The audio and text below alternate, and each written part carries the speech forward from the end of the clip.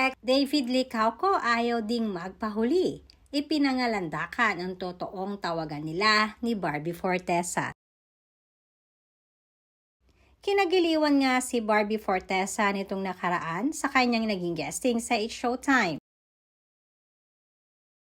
And as usual ay napaka-simple at napaka-fresh nito na nag-guest sa nasabing show. At talaga namang walang kapantay ang isang Barbie Fortesa dahil walang ka-arte-arte ito.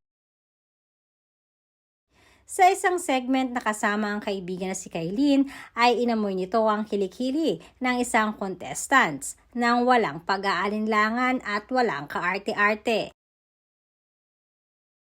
Kaya naman lalong pinahanga ni Barbie ang kanyang mga followers. Samantalang mukhang hindi naman papahuli ang pambansang ginoo na si David Licauco sa mga naglalabasang intriga sa kanya ngayon at kay Barbie.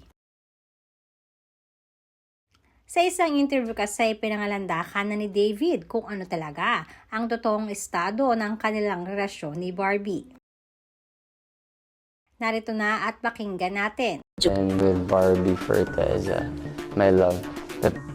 And with Barbie Fortesa, my love. The past 3, 4, 5 projects na I did acting-wise was with my partner. Past 3 years,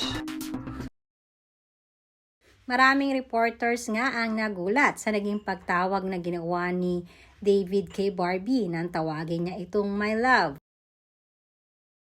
Reaksyon ng mga netizens ay talaga di umanong hindi magpapahuli na ito si David at talagang ipinangalandakan kung anong meron sila ni Barbie Fortesa.